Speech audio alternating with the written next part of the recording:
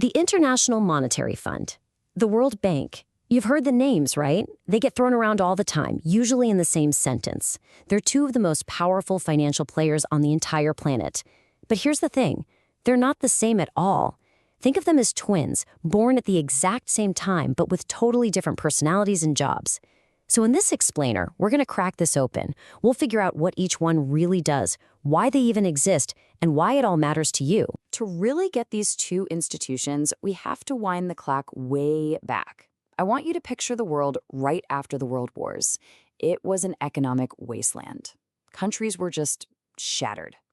And when they got desperate, they did what desperate people do. They put up walls. This protectionism, as it's called, basically choked off world trade, slamming the brakes on the entire global economy. And if that wasn't bad enough, you had absolute chaos in the currency markets. Imagine this. Countries started a race to the bottom, purposely tanking their own currency's value to make their stuff cheaper for other countries to buy. It's called competitive devaluation. Sounds smart, right? Well, the problem is, when everyone does it, nobody wins.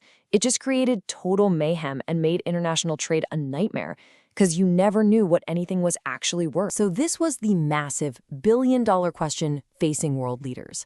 How do you stop this cycle of economic self-destruction? How do you build a system that's based on cooperation instead of just chaos?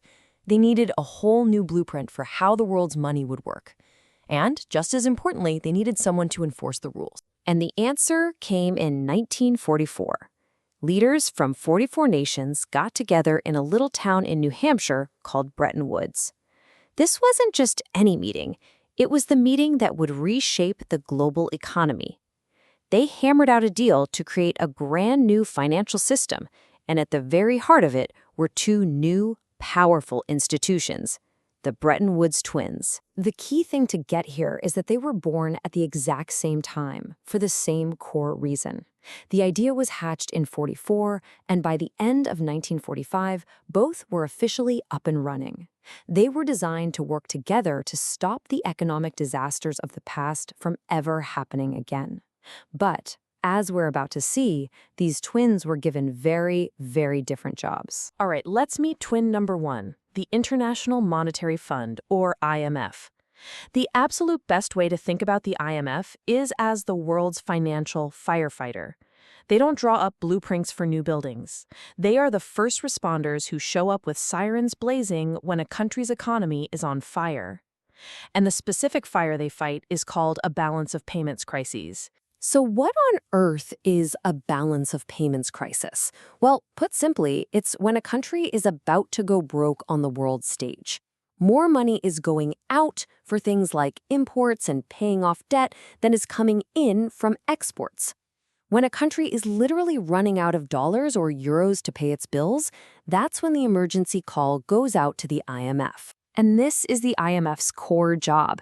It's an emergency lender. It provides short-term loans to give a country in crisis the cash it needs to stay afloat. The goal isn't long-term development. It's about stabilizing the currency, paying the immediate bills, and putting out the fire before it spreads and creates a ripple effect throughout the globe. But here's the catch. Those emergency loans come with some serious strings attached. They're called conditionalities. The official goal is to force the country to clean up its act with things like budget cuts and selling off state-owned companies. But on the flip side, critics say it's often a one-size-fits-all playbook, forcing harsh austerity measures that can gut things like public health and education, hurting the poorest people the most. So, does it work? Well, the report card is complicated. The source material says the jury is still out, even tilted towards negative. Now, its role in helping East Asian countries recover from their crisis in the 90s was praised. But other times, like the tough austerity it pushed on Greece and Spain, have been heavily criticized for things like causing massive unemployment among young people. And to give you a sense of the sheer scale we're talking about, just look at the bailout for Greece. We're talking about an IMF-led package of $375 billion. That is not just a loan. That is a monumental rescue operation, way beyond what it normally does. Okay, so if the IMF is the firefighter, who's the other twin? Let's talk about the World Bank. And if the IMF is putting out fires, The World Bank is the global architect. It's not worried about today's five-alarm fire. Its entire focus is on the long term, designing and building a stronger economic future. You can see right away the World Bank's mission is way broader. It's all about one big goal: reducing poverty. And it does that by funding very specific long-term projects, things like building roads, new schools, and hospitals. It also acts as a massive knowledge bank, doing incredible research and sharing it with countries to help them grow. Its focus has really shifted over the years, from rebuilding Europe to helping the poorest countries on Earth. So how does this whole architect thing work in the real world? Well, the World Bank doesn't just show up and write a check. It's a partner for the long haul. It goes through this whole cycle. First, it helps a country figure out what to build. Then it helps design it and make sure it's a sound investment. Then it supervises the project as it gets built. And finally, it evaluates how it all went. It's a full journey from the first sketch to the final building. It's also super important to know that the World Bank isn't just one bank. It's really a group of 5 different institutions working together. The 2 big ones to know are the IDEA, which gives grants and no-interest loans to the 74 absolute poorest countries, and the IFC, which is all about pumping money into private companies in developing nations. It's a multi-layered approach to building long-term prosperity. All right, we've met the firefighter, we've met the architect. Now it's time to put them right next to each other for the ultimate head-to-head comparison. This is where all the pieces are going to click into place. Okay, look at this. It's all right here. The IMF's main goal is keeping the whole system stable. The World Bank's is helping poor countries grow. The IMF gives short-term emergency loans.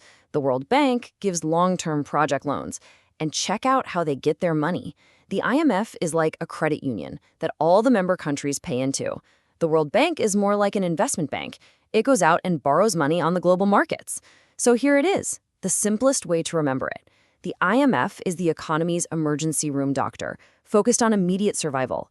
The World Bank is the economy's long-term personal trainer, focused on building strength for the future. So this whole system was designed for the world of 1944. But we live in a very, very different world now. We're facing totally new kinds of challenges. Which brings us to the big question. Are these institutions, now almost 80 years old, still the right tools for the job? Are they evolving? Well, the short answer is they're trying. They are definitely trying to evolve. We're seeing a real shift in strategy. The IMF, for instance, now has these flexible credit lines, which are designed to prevent a crisis from happening in the first place, not just react to it. It's like they're trying to install smoke detectors instead of just fighting fires. And we saw this proactive shift in a big way during the COVID-19 pandemic. And this isn't just theory. Here's what that looks like in the real world. By August of 2020, just a few months into the pandemic, the IMF had already pushed out nearly $30 billion in emergency financing to 70 different countries. It shows that for all their age, they can still move fast when a modern global crisis hits. So this is where we land, the firefighter and the architect. One bringing stability in a crisis, the other providing a blueprint for long-term growth. They're 2 sides of the same coin, born from the ashes of the 20th century. But today's world is facing fires and requires blueprints their founders could never have imagined: pandemics, massive debt, and climate change. So the final question is, can these Bretton Woods twins evolve fast enough to build a stable and prosperous world for this century?